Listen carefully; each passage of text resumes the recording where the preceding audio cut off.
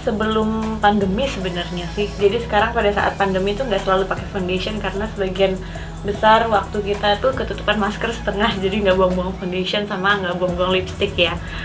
Dan kayaknya mungkin gara-gara masker itu tuh aku jadi sering jerawatan, padahal muka aku tuh sebenarnya kering banget. Terus sekarang jadi berjerawat. Nggak apa-apa sih. Aku tuh juga nggak perfeksionis banget sebenarnya sih kalau makeup, karena memang ya itu tiap hari dilakuin. Pokoknya goalsnya itu bukan harus kayak makeup artis, bukan, tapi lebih supaya kelihatan fresh aja, mukanya nggak belang-belang gitu, jadi nggak kayak bangun tidur. Jerawat aku nggak mau bersembunyi loh dia.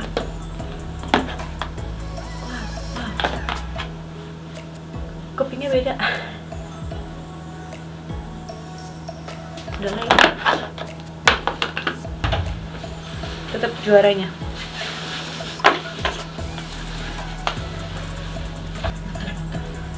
Wow, ngebul.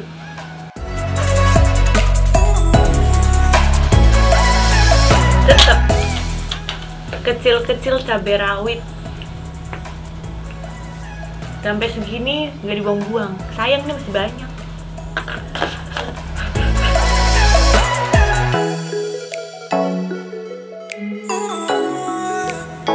Makin hari tuh bukannya makin jago, tapi makin nggak jago loh, padahal dilakuin tiap hari. Kenapa ya? Karena effortnya tuh semakin udahlah, yang penting keisi gitu. Jadi hasilnya juga belang-belang gitu. Jadi ini tuh enak banget. Apa namanya, sebutannya brokara ya. Jadi segala belang-belang, bopel-bopel dan spot-spot yang nggak terisi itu bisa langsung seakan-akan terisi semuanya. Sangat membantu untuk orang-orang yang nggak jago. Aku bingung, kegalauan setiap hari yang terjadi kalau pas dandan itu lo mau pakai warna eyeshadow apa ya gitu. Jadi akhirnya kita akan kembali ke warna yang itu lagi, yang aman-aman aja. Mau berkreasi gitu tapi keburu males. Jadi dalam satu palet eyeshadow pasti yang bopel tuh cuma satu. Yang lainnya ada yang pernah cuma sekali dipakai, itu udah syukur. Yang lainnya ada yang nggak tersentuh gitu.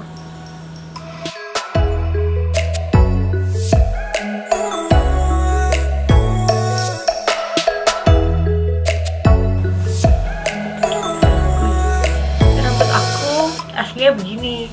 Jadi kalau kelihatan lurus itu adalah tipuan. Itu dicatok.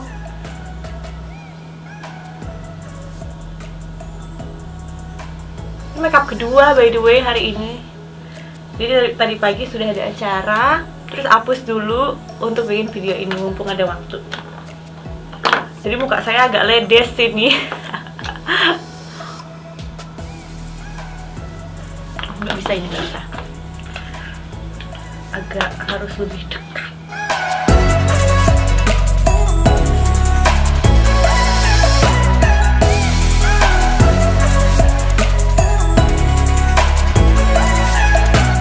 Saya selalu insecure kalau masalah eyeliner karena selalu bopel-bopel gitu loh, nggak sama.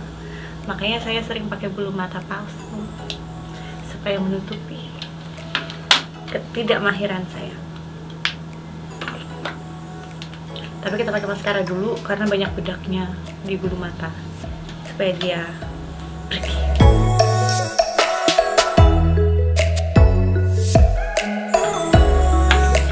Seperti biasa, bulu mata itu kalau sekali dipakai jangan langsung dibuang. Kalau sekali dipakai langsung dibuang itu anak sultan. Karena sayang banget. Bukan masalah harganya aja ini ya, masalah menghargai. Karena kadang-kadang kalau pas lagi habis ya, itu ribet banget nyarinya.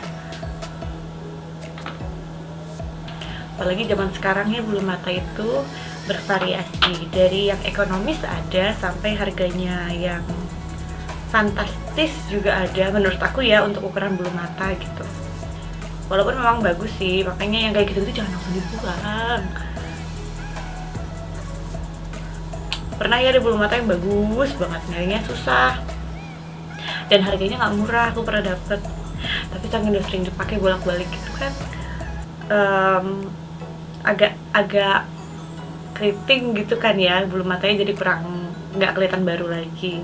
Aku sampai bela-belain tak cuci pakai eye makeup remover itu, tak cuci, tak sayang-sayang, tak sisirin.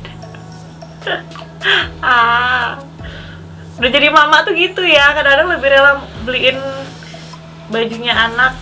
Aduh, bulu mata seharga baju ya kan, baju daster lah minimal. Nah itu kan sayang ya, kalau udah mama tuh gitu jadinya. Sambil nunggu bulu mata dan lemnya itu setengah kering, maksudnya lem bulu matanya setengah kering, bulu matanya udah kering ya, kita lanjut dulu ke blush on.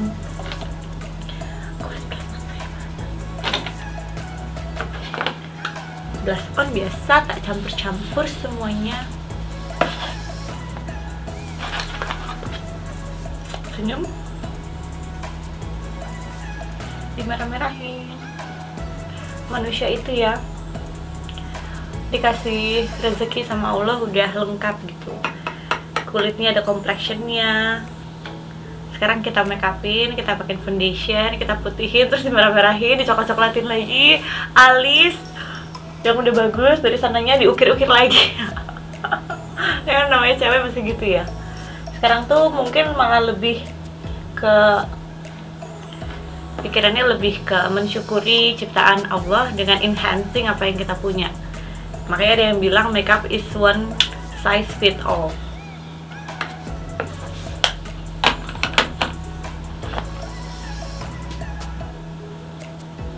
Kemerahan nggak? Masalah.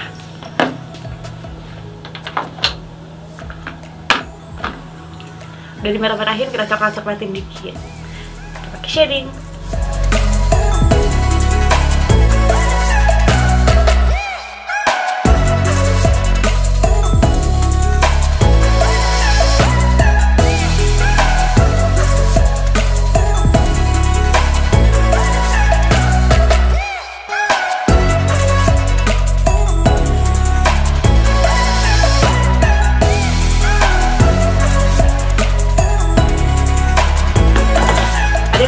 Ke aku, kenapa sih makeupnya itu, karena standar orang kan beda-beda ya gitu. Ada yang menurut mereka aku makeup dengan kayak gini, oh simple banget untuk sehari-hari.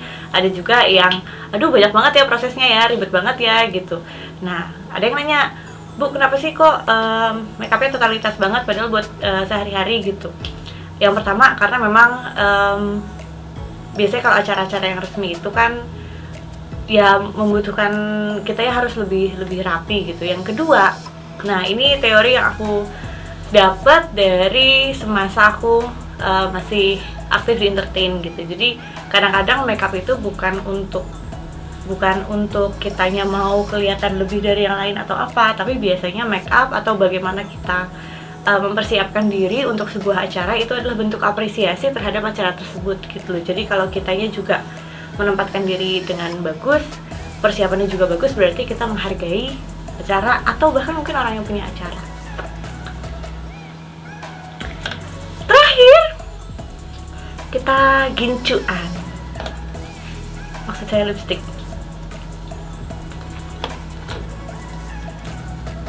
Itu kata-kata gincu ya. Aku baru tahu tuh sekitar umur aku udah belasan gitu, bukan dari kecil gitu. Tapi ketika tahu kata-kata gincu, aku nggak pernah lepas dari.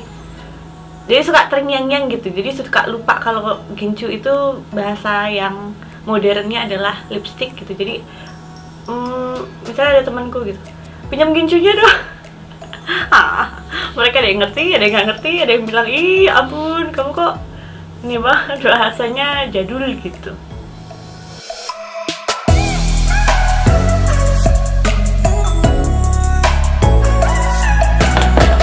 Lipstiknya tapi kan sekarang banyak pakai masker, jadi nggak kelihatan. Sudah lah ya. Udah, biasanya gitu aja. Oh, ada lupa satu yang terakhir adalah supaya agak kinclong sedikit, kita pakaikan highlighter. Kadang-kadang aku punya 2 highlighter yang aku suka secara konsistensi dan juga kilatnya gitu. Tapi yang satu pink banget, yang satu coklat banget gitu. Jadi akhirnya yang saya lakukan adalah tak urek-urek dua-duanya, campur gitu. Jadi kalau ada sesuatu barang yang nggak suka tapi ternyata warnanya mungkin nggak terlalu cocok atau gimana, jangan langsung dibuang, dicoba-coba aja dulu.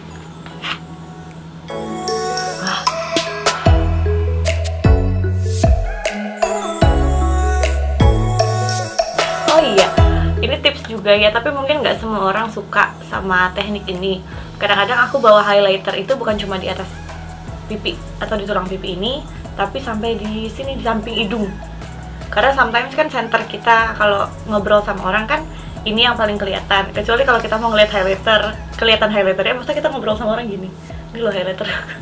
Nggak mungkin ya gitu. Jadi centernya kan di sini. Jadi kadang-kadang kita taruh di sini biar wow, mukanya glowing banget gitu. Padahal tipuan juga. Ini kita lap dulu, kita patenkan. Oke, makeupnya segini. Kita lanjut ke tutorial yang lain, hijab tutorial.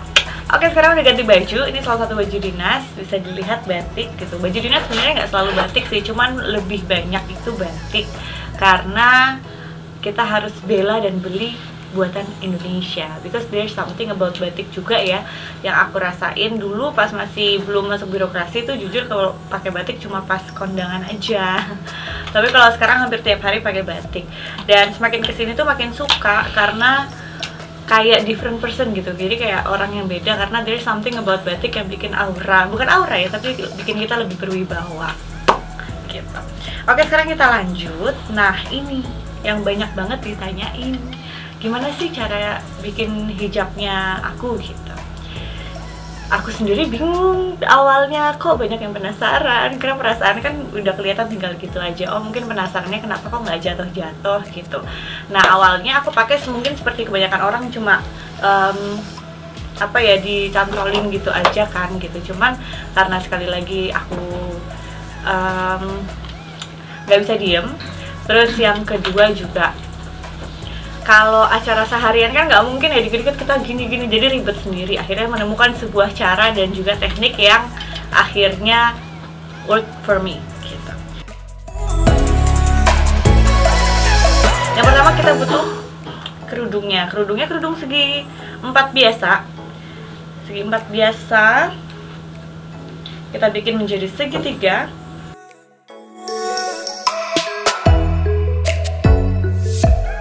Nah, kalau atasnya mau kayak gimana itu kesukaan pribadi gitu. Cuman kalau aku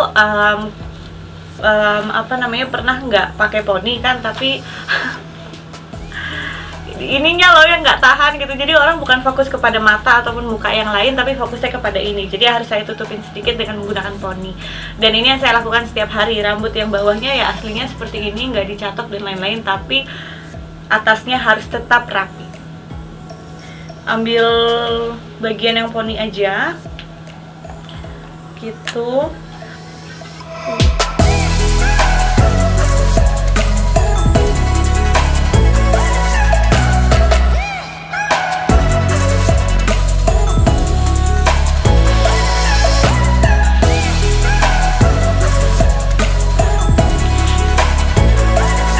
Jadi tergantung harinya. Kalau hari dimana saya lagi banyak pikiran dan lain-lain, itu terlihat dari bentuk poni saya. Kalau poninya keriting, nggak beraturan dan lain-lain, itu berarti banyak pikiran.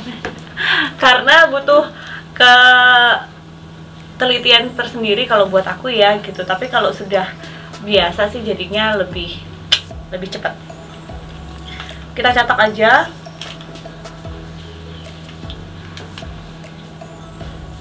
Catoknya cuma poninya aja.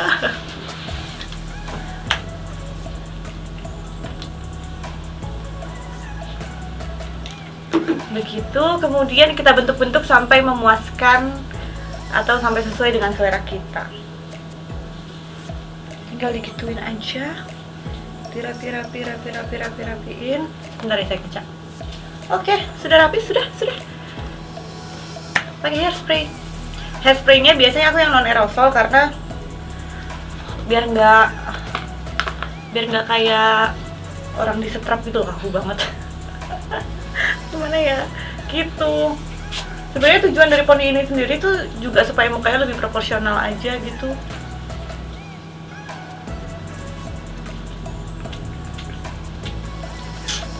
Dikit aja pakai hairspraynya supaya dia tetap kelihatan kayak rambut, nggak kayak rambut.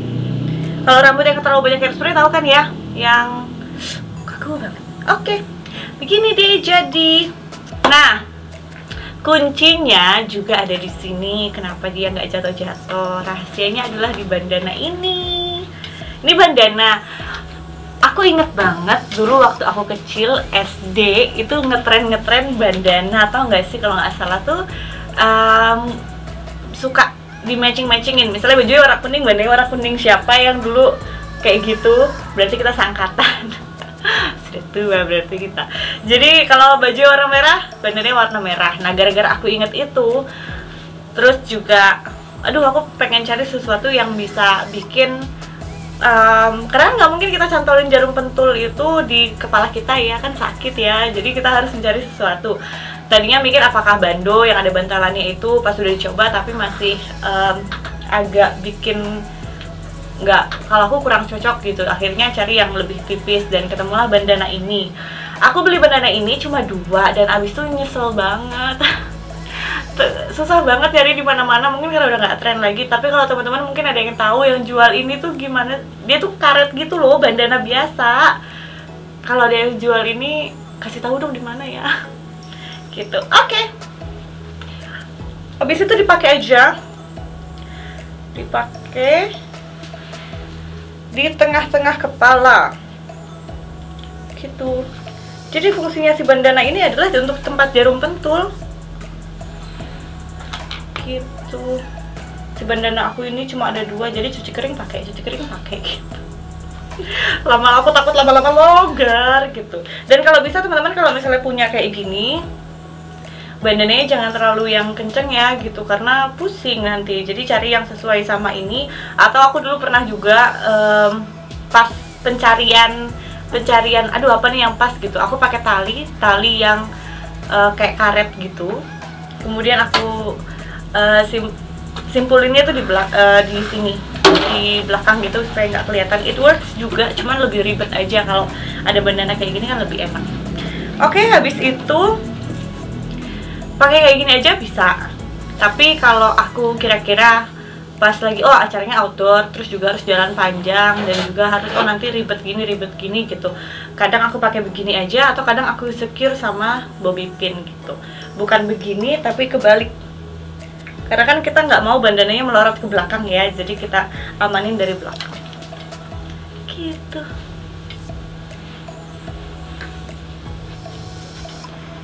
Stepnya agak banyak, tapi step-step ini yang membuat kita aman seharian.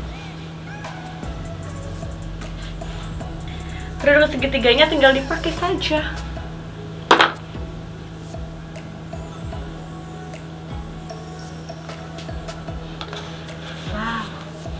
Jadi teman-teman tahu nggak sih, aku kalau jadi sekarang itu mungkin pernah aku di beberapa kesempatan tuh pernah cerita. Jadi kalau misalnya aku lagi pakaian seperti biasa gitu ya, aku seperti diriku sendiri. Tapi ketika berpakaian seperti ini dinas gitu ya, aku langsung ke set mindsetnya, kalau aku representatif dari suamiku, dari jabatannya Mas Emil, dari jabatanku sekarang juga gitu. Jadi langsung bisa behaviornya tuh berubah banget gitu loh. Jadi bukan jadi jaim, bukan, tapi lebih menyadari bahwa ada tanggung jawab yang harus aku pikul pada saat aku menjalani jabatanku gitu.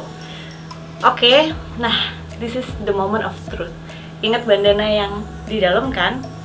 Kita pentulinnya di situ, jangan di kulit kepala, di situ. Oke.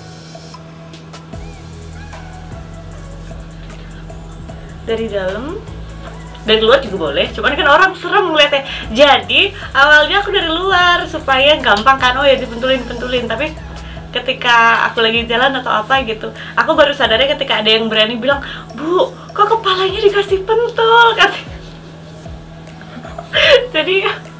jadi orang-orang serem melihatnya gitu. Jadi aku sembunyiin aja di dalam deh, biar orang nggak ngilu kan ngelihatnya, karena kalau mereka nggak tahu di dalamnya ada bandana kan seakan-akan itu dipentulin ke kepala ya.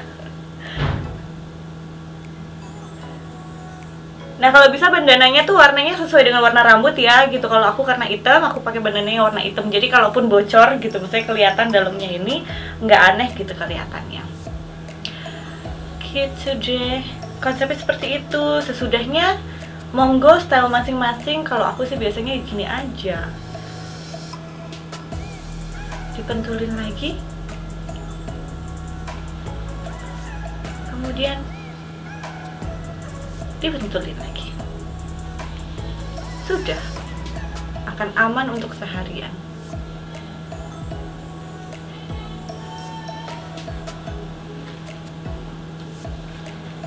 Gitu.